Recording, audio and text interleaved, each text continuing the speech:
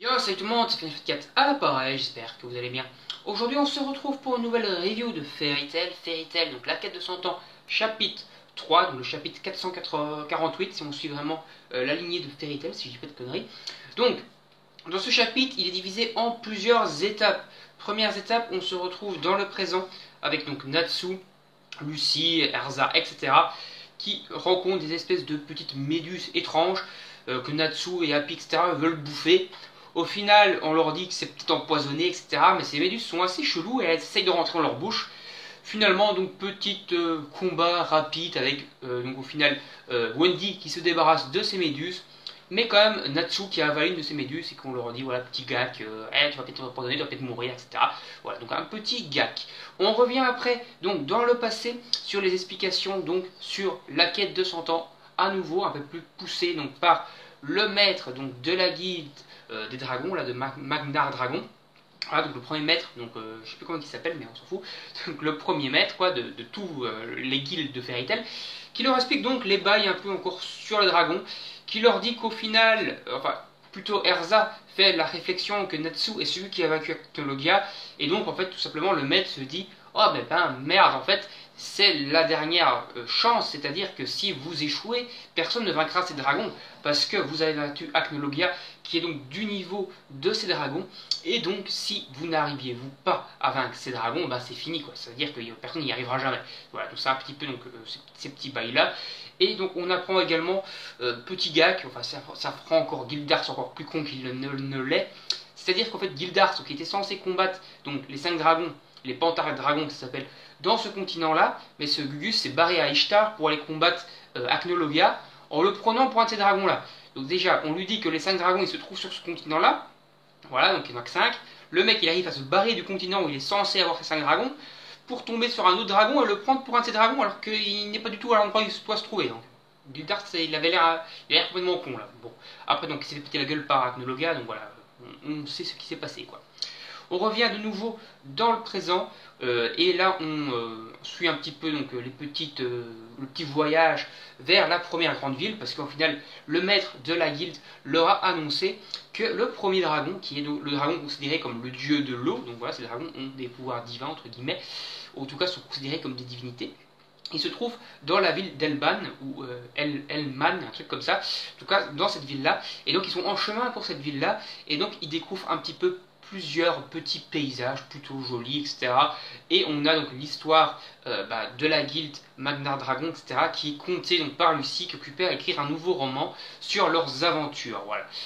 Et ce dieu dragon de l'eau, moi, il va certainement m'avoir l'air un peu lié à Aquarius, donc la clé de Lucy. Donc on va certainement retrouver la clé de Lucy dans ce début d'arc, avec donc le premier dragon tout simplement. Donc on apprend donc par rapport à cette ville où ils doivent se rendre, ils sont occupés à se rendre donc dans cette ville. Finalement donc ils arrivent à cette ville, donc je vous l'ai dit, enfin on refait encore un petit switch dans le passé avec vraiment entre guillemets de nouveau le chef de la guilde de Magna Dragon, donc le grand dragon quoi, qui leur explique un petit peu de nouveau ce que c'est les pantées dragons. Donc c'est quoi cette pantée de dragons?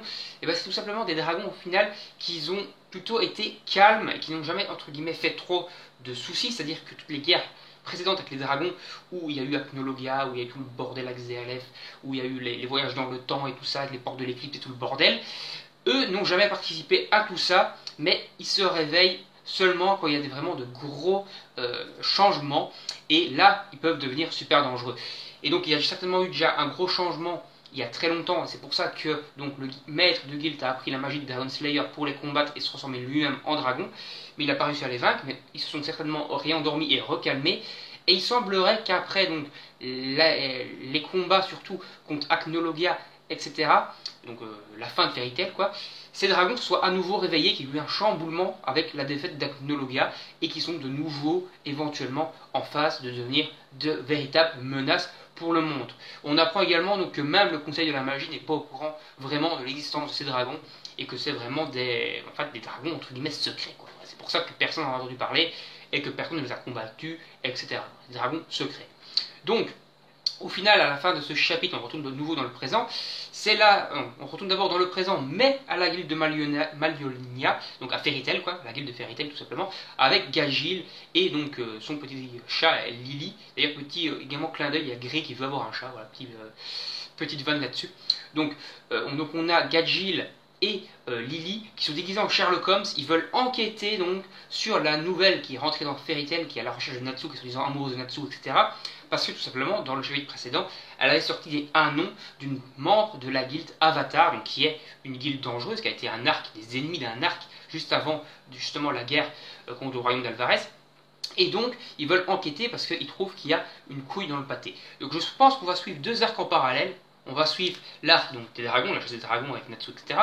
Et certainement un arc qui se passera à Fairy Tail même, où ils vont combattre, ou éventuellement, il va peut-être y avoir une revanche de la guilde Avatar, peut-être leur évasion, pourquoi pas, et donc des combats contre la guilde Avatar. Voilà. Donc à la fin du chapitre, au final, donc, ils arrivent à la première ville, donc Natsu, etc.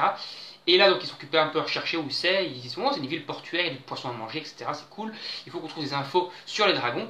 Et c'est là qu'ils sont occupés à se faire observer donc, par un mec qui ressemble énormément à Jelal. Avec la même marque ici. Il a des cheveux assez longs, mais le même visage quasiment. Et des cornes sur la tête.